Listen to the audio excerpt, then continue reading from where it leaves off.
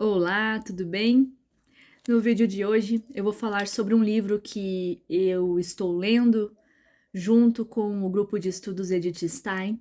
Nós estamos fazendo a leitura de modo online. Nós compartilhamos as nossas impressões de modo online uma vez por semana. Então a gente consegue conversar bem sobre cada capítulo, tentar extrair o máximo possível dessa leitura.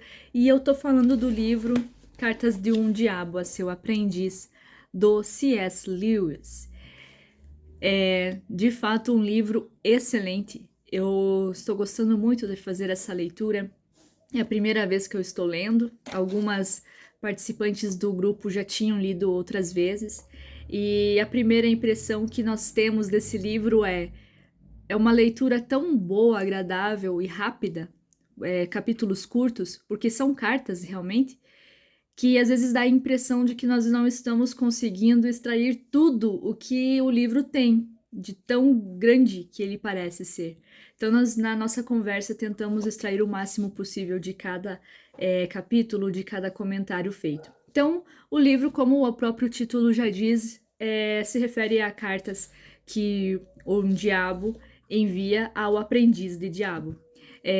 Na minha edição, essa edição aqui, que é da editora Martins Fontes, uma edição de 2014, a tradução fica como o nome do diabo, no caso, o tio, o nome dele é Fitafuso.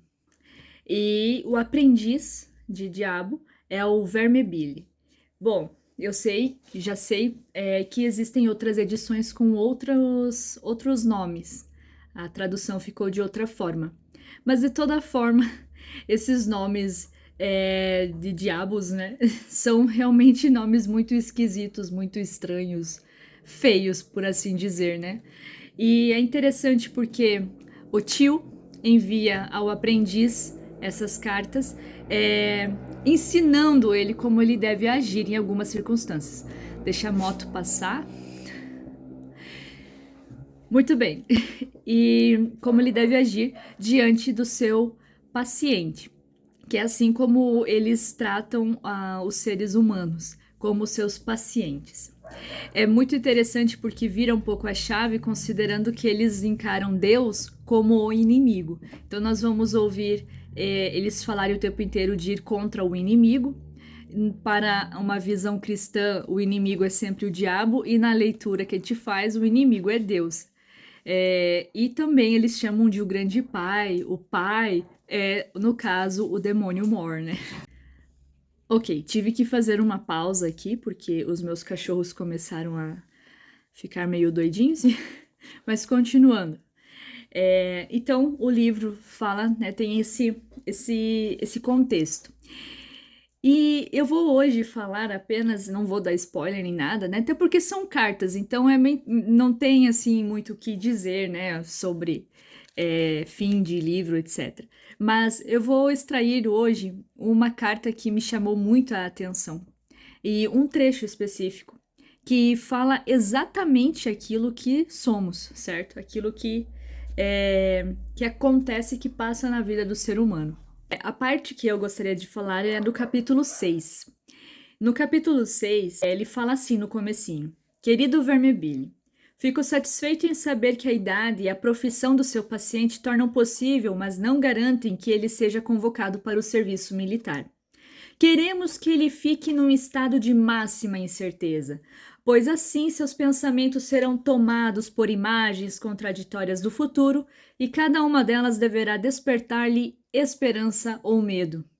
Nada mais eficaz que o suspense e a ansiedade para proteger a mente de um ser humano contra o inimigo. Ele quer que os homens se preocupem com o que fazem. Nossa tarefa é fazê-los pensar constantemente sobre o que lhes poderá acontecer. Veja, pessoal, que ele está dizendo aqui claramente que a ansiedade, que o medo, todas as nossas preocupações dos dias que virão, as nossas suposições de tudo aquilo que vai acontecer, tudo isso é algo que nos suga e nos faz perder o foco daquilo que é mais importante.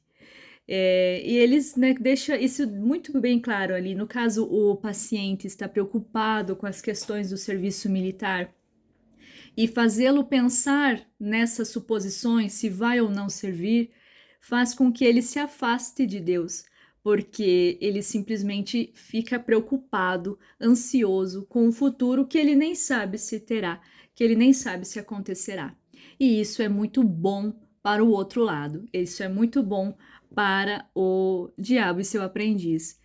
Afinal de contas, eles fazem de tudo para conseguir conquistar mais essa alma, para danar mais essa alma.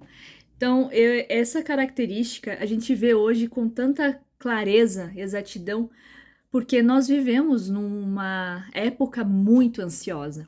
Nós temos muita ansiedade, sentimos muita ansiedade, constantemente estamos pensando naquilo que devemos fazer depois, naquilo que virá amanhã, e nós não conseguimos nos concentrar no aqui e no agora. Geralmente, quando estamos no aqui e no agora, estamos tão, às vezes, focados em redes sociais, por exemplo. O que vamos fazer com aqui e o agora? Passamos horas, às vezes, no feed ou naquele Reels, né? Olhando vídeos curtíssimos. Então a gente está sempre ansioso pelo que virá, não consegue executar nenhuma atividade a longo prazo, sem sentir alguma coisa que nos faça mal. E sem contar o medo, porque aí gera ansiedade, também gera medo da morte, medo do que vai acontecer, medo do que vão pensar, medo. Então essas características fazem com que a gente perca o foco, perca o sentido e aquilo que realmente importa. A gente não vê passar nos nossos olhos. E aí eu vou lembrar, é claro, de uma passagem bíblica que o próprio Jesus Cristo diz no Sermão da Montanha. Aquele momento, em Mateus capítulo 6, em que ele vai falar sobre os lírios do campo, certo? Deixa eu achar aqui. Ele fala assim, ali no meio, capítulo 6, ali no meio do versículo 28. Observai os lírios do campo, como crescem, e não trabalham e nem fiam. E, no entanto, eu vos asseguro que nem Salomão, em toda a sua glória, se vestiu como um deles. Ora, se Deus veste assim a erva do campo que existe hoje e amanhã será lançada ao forno, não fará ele muito mais por vós, homens fracos na fé? Por isso não andeis preocupados, dizendo que iremos comer, ou que iremos beber, ou que iremos vestir. De fato são os gentios que estão à procura de tudo isso. Vosso Pai Celeste sabe que tendes necessidade de todas essas coisas. Buscai em primeiro lugar seu reino e sua justiça, e todas essas coisas vos serão acrescentadas. Não vos preocupeis, portanto, com o dia de amanhã, pois o dia de amanhã se preocupará consigo mesmo. A cada dia basta o seu mal. Que passagem maravilhosa para os ansiosos. Porque aqui vamos ver claramente que é preciso nos preocuparmos com aqui e o agora, porque é apenas isso que temos. Vai lembrar também de um vídeo que eu fiz a respeito do tempo, né? Que eu falei um pouquinho do tempo em Santo Agostinho.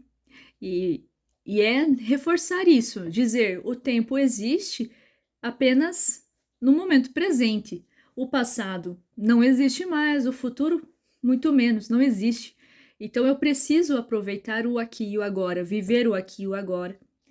Quando eu começo a viver o meu agora, viver a minha realidade aqui, nesse momento, eu passo a conseguir pensar em Deus, porque eu entrego o que virá a Ele, não me preocupo mais com isso, e tento aproveitar o meu momento presente o máximo possível para louvá-lo, para agradecer a vida que tive, que tenho até agora.